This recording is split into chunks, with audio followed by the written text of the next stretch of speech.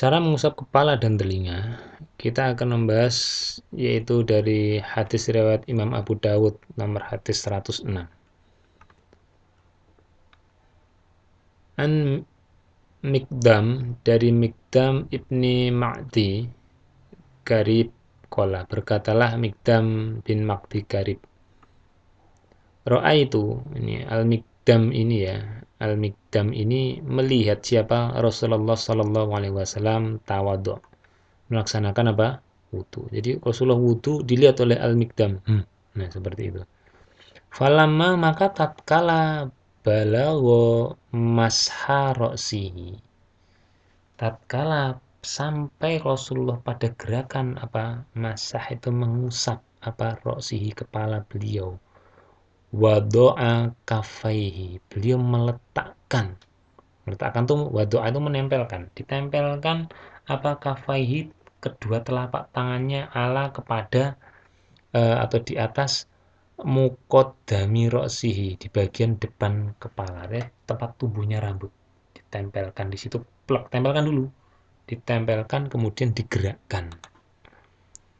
Fa'amarohuma, kemudian beliau menjalankan kedua telapak tangannya itu mengikuti bentuk kepalanya ke belakang hatta balaghul qafa, sampai kepada tengkuknya, jadi sampai batas kepala dengan leher, sampai batas akhir tempat tumbuhnya rambut itu di bagian belakang kepala.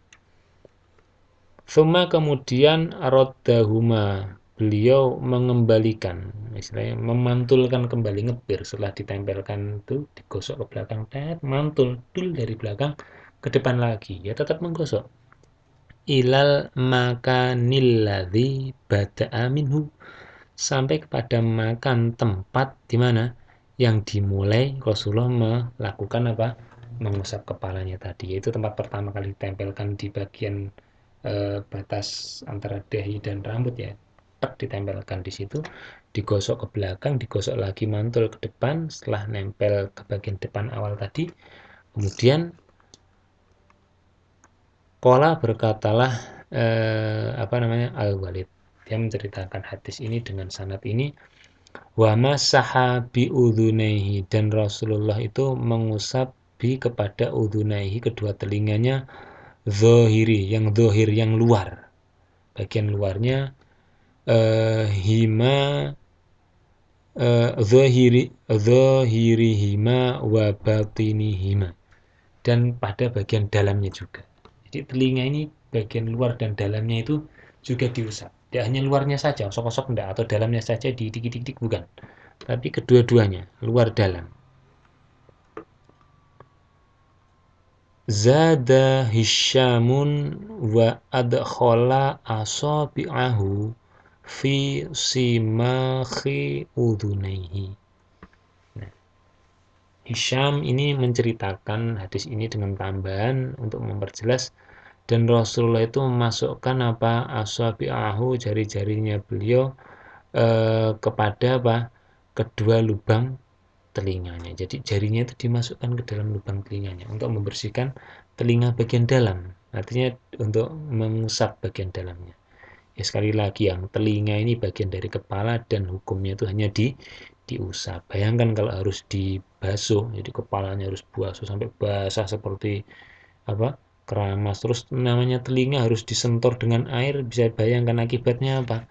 Ya mungkin kepala pening karena terlalu basah sampai, maaf, jebeber, itu kepalanya itu ngeluh, pusing, kemudian telinganya gubuk-gubuk, kemasukan air, tidak dengar imamnya bilang apa, waktunya Allah Akbar, kok dia masih bingung. Nah, itu bisa berisiko. Nah, maka dari itu bagian kepala ini yang sangat berisiko ini hanya diusap saja. Itu faedahnya, jamaah rahimakumullah. Dan kemudian dalam hadis yang lainnya disebutkan bahwasanya kedua telinga itu termasuk dalam mengusap kepala. Jadi tatkala dikatakan wamsahu biruusikum, usaplah kepada kepala kamu, itu termasuk mengusap telinga walaupun tidak disebutkan. Artinya disebutkan kepala itu otomatis bagian kepala atas itu mahkotanya itu, yaitu pada bagian tumbuhnya rambut itu juga dengan telinga, satu paket lah, seperti itu. Dijelaskan dalam riwayat Imam Ibnu Majah dalam nomor hadis 438, babnya sudah jelas mengusap dua telinga dari kepala. Ada yang punya telinga tidak di kepala. Nah, itu. An Abdullah ibni Zaid qala, berkatalah Abdullah bin Zaid. Qala, berkatalah Rasulullah sallallahu alaihi wasallam, al-udhunani min apa? Merupakan bagian apa? Roksi. Jadi kedua telinga itu merupakan bagian dari apa? Kepala. Jadi kalau kamu diperintahkan untuk mengusap kepala, ya telinga ini juga harus diusap. Jadi inilah yang menegaskan bahwasanya walaupun tidak disebutkan secara jelas dalam lafaz telinga juga diusap, akan tetapi di dalam penjelasan hadis ini menjadi satu paket. Tatkala mengusap kepala, setelah selesai dari belakang tengkuk itu mantul ke depan lagi, tangan langsung memasukkan jari ke dalam telinga, yang dalam itu digosok dengan jari telunjuk, yang bagian luarnya itu dengan ibu jari yang akan dijelaskan dalam hadis selanjutnya. Jadi itu caranya apa? Mengusap kepala plus telinga. Jadi itu tidak perlu mengambil air untuk kedua kalinya. Jadi sekali ambil air tadi dikipatkan itu untuk kepala dan juga telinga. Seperti itu. Ya insya Allah tidak akan kering lah untuk mengusap telinga setelah mengusap kepala, yaitu rambut atau botaknya itu. Di dalam hadis selanjutnya ini menjelaskan mengenai cara mengusap kedua telinga. Dalam riwayat Imam An-Nasai nomor hadis 101 dalam bab mengusap kedua telinga bersama kepala, nah, ini kan babnya juga sudah jelas. An Ibni Abbasin qala, berkatalah siapa? Sahabat Ibnu Abbas radhiyallahu anhu. Tawaddu'a Rasulullah sallallahu alaihi wasallam. Ini ceritanya hadisnya agak panjang, artinya ada beberapa perkataan sebelumnya mengenai Rasulullah menjelaskan cara berwudunya. Saya kasih titik-titik. Nah, ini kelanjutannya di bagian yang kesekian, thumma, kemudian masaha biro'sihi wa udhunaihi. Kemudian Rasulullah itu melakukan gerakan selanjutnya, yaitu mengusap kepada kepalanya, yaitu di bagian rambutnya itu, wa udhunaihi, dan kedua telinganya. Sekali lagi nggih, bukan wa udhunuhu tapi wa udhunaihi. Kalau udhunun itu satu saja, maka tidak boleh yang di selama telinganya masih dua, ya harus dua-duanya, tidak boleh telinganya dua yang satu saja dibersihkan dengan diusap, tidak boleh, harus dua-duanya.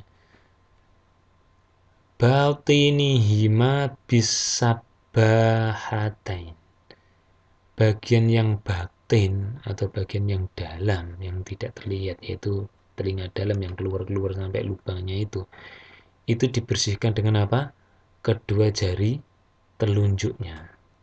Kemudian wa dhahirihima, dan yang bagian dhahir dari kedua telinganya itu bi ibhamaihi, dengan kedua ibu jari. Jadi artinya tangan kanan dan tangan kiri ini telunjuknya ini masing-masing masuk ke dalam lubang telinganya yang sejajar pada posisinya, kanan-kanan kiri-kiri.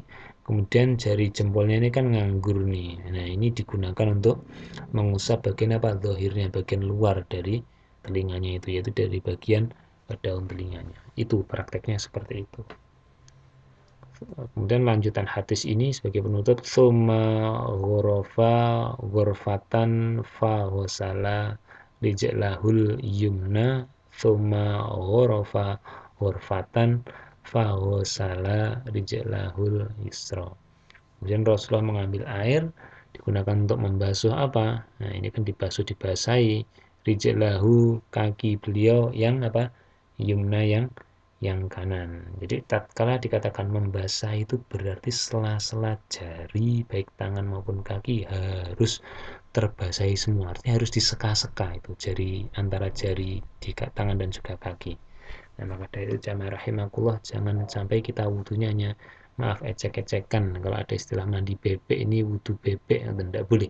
Harus wudunya itu sempurna, dibersihkan, diusap dengan dengan jelas kepalanya, dan juga dibasuh dengan jelas, artinya detail sampai ke sela-sela bagian anggota tubuhnya, diantaranya bagian kaki. Karena apa? Nanti ada masalah kalau tatkala membasuh bagian kaki ini asal-asalan saja, nanti akan ada risikonya.